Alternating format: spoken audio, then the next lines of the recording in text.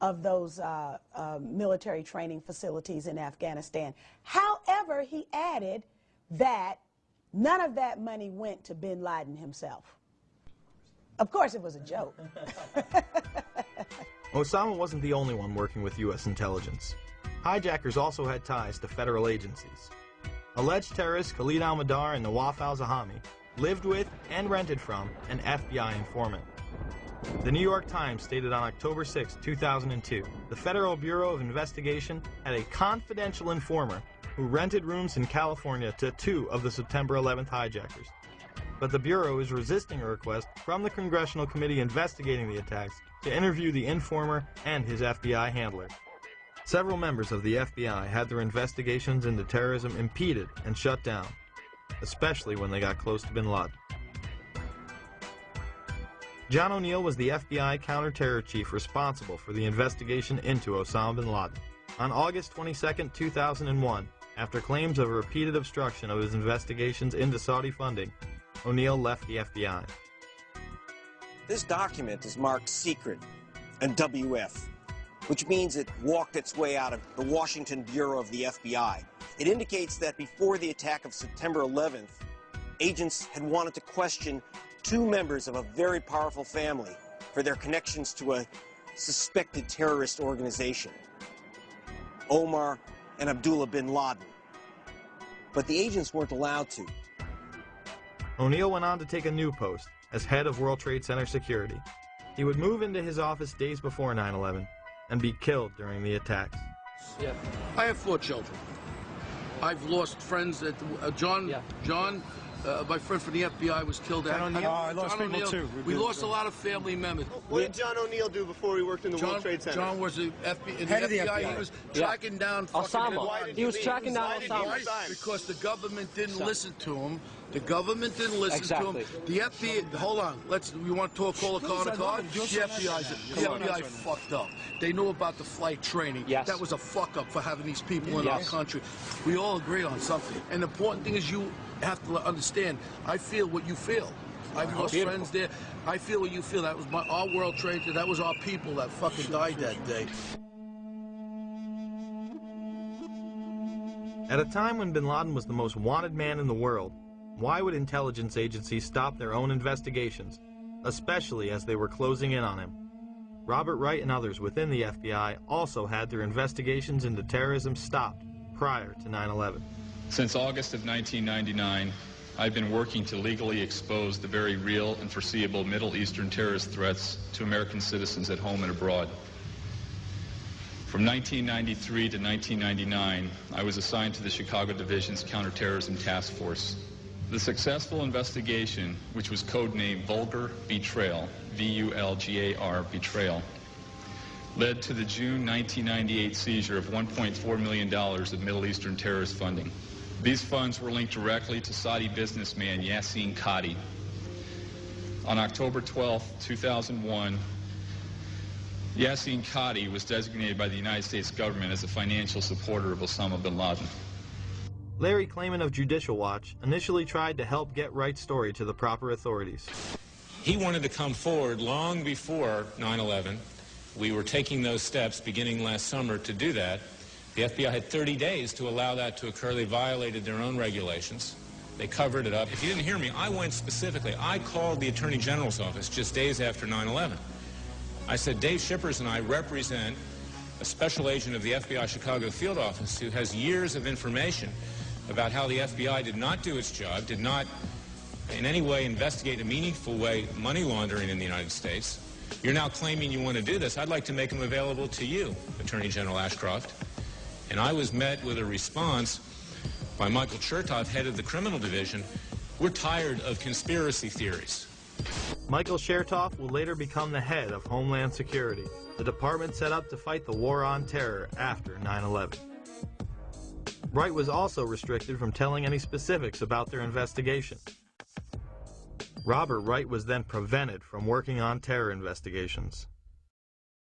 So what happened to Wright? He was demoted in and around the time period leading up to 9/11. He's working on innocuous, meaningless things. That's what he's doing. Yes. He's a paper pusher. is because these monies were going through some very powerful U.S. banks with some very powerful interests in the United States. These banks knew or had reason to know that these monies were laundered by terrorists.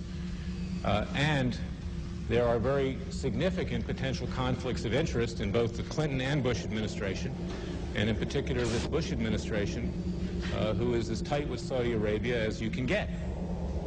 The president's father used to stay with the bin Laden family when he would go to Saudi Arabia. Former President Bush spent the night in D.C. at the White House on September 10th.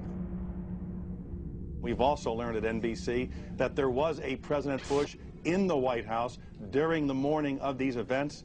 His father, former President Bush, was actually at the White House the morning of the attack. The next day, elite financiers of the Carlyle Group would meet.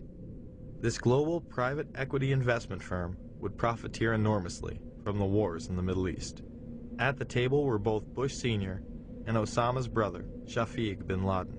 The Bush and bin Laden families had been members since the 90s and would reap the benefits of terrorism coming to America.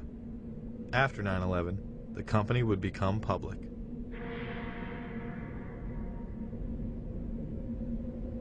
All I do agree with you is on one thing.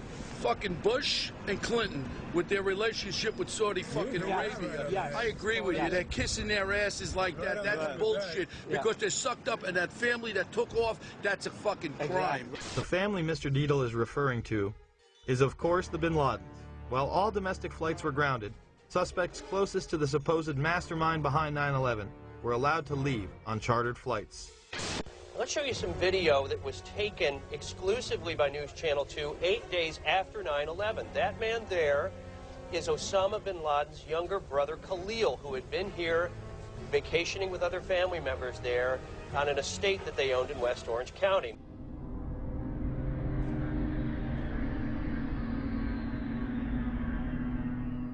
Now I guess we can safely say that there were people within the FBI and other agencies who actively protected and aided the alleged terrorists. With all the resources available to U.S. intelligence, you would think that someone within would have detected something. Well, one did. The Black Operation Program Able Danger identified the hijackers prior to 9/11, but the FBI wasn't interested. Lieutenant Colonel Anthony Schaefer, an intelligence officer inside Able Danger, tried to blow the whistle several times.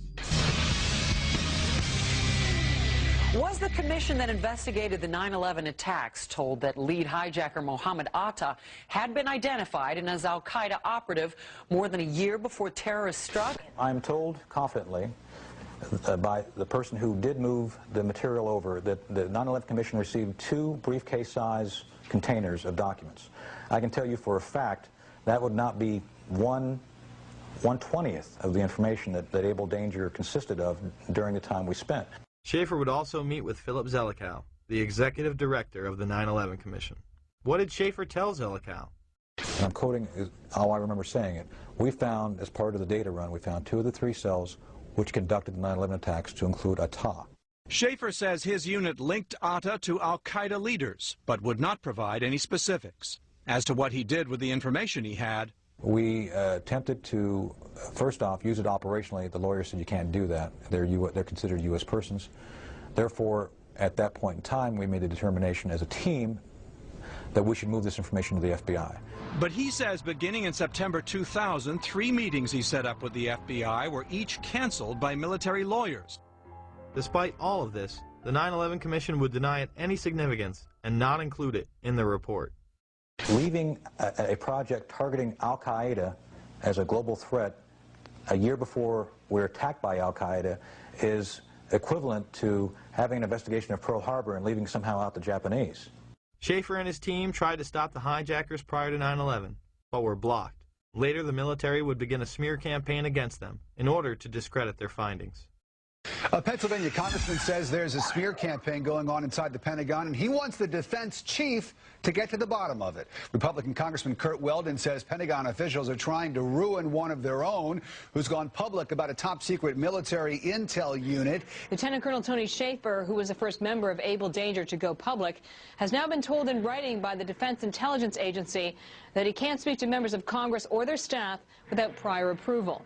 And now a security clearance which allowed him to deal with classified information has been pulled. The congressman says Schaefer has been gagged, punished for speaking up.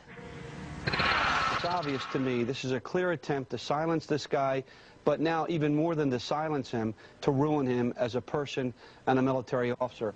I've talked to all the Able Danger players, and they all agree this is a witch hunt against Tony. It's wrong, it's un-American, it's unacceptable.